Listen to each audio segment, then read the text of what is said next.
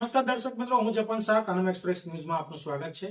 જોઈએ આજના મુખ્ય અને મહત્વના સમાચાર। શિનોર તાલુકાના તરવા ગામે સરકારી નહેર પર આવેલા કેટલાક લીલાછમ વૃક્ષોના નિકંદનનો મામલો ચર્ચાનો વિષય બન્યો છે।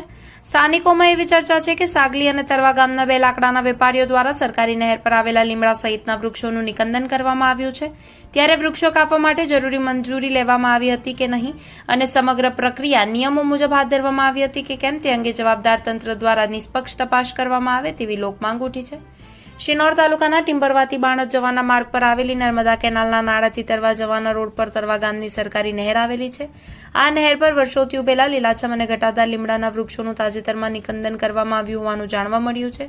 સ્થાનિક લોકોના જણાવ્યા અનુસાર કાપવામાં આવેલા વૃક્ષના લાકડા પણ સ્થળ પરથી લઈ જવામાં આવ્યા હોવાનું સામે આવ્યું છે। સ્થાનિક સ્તરે માહિતી મળતી મુજબ આ નિકંદનની કામગીરી સાગલી અને તરવા ગામના બે લાકડાના વેપારીઓ દ્વારા કરવામાં આવ્યું હોવાનું જાણવા મળી રહ્યું છે। વધુમાં અગાઉ પણ નર્મદા કેનાલની બાજુમાં આવેલા લીલાછમ દેશી બાવળનું તરવા ગામના લાકડાના વેપારીઓ દ્વારા વૃક્ષોનું નિકંદન કરવામાં આવ્યું હોવાની ચર્ચા સામે આવી રહી છે, જેના કારણે સમગ્ર મામલે અનેક સવાલો ઉભા થાય છે।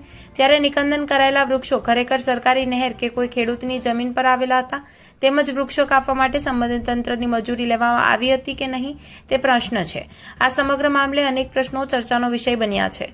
સ્થાનિકોમાં એવી માંગ ઉઠી છે કે સમગ્ર ઘટનાની નિષ્પક્ષ તપાસ કરવામાં આવે અને જો નિયમોનું ઉલ્લંઘન કરીને લીલા વૃક્ષોનું નિકંદન કરવામાં આવ્યું હોય તો જવાબદાર વ્યક્તિઓ સામે કડક કાયદેસરની કાર્યવાહી કરવામાં આવે।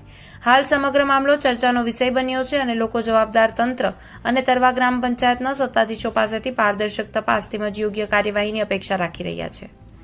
રિપોર્ટર રાહુલ પ્રજાપતિ, શિનોર, સાગલી।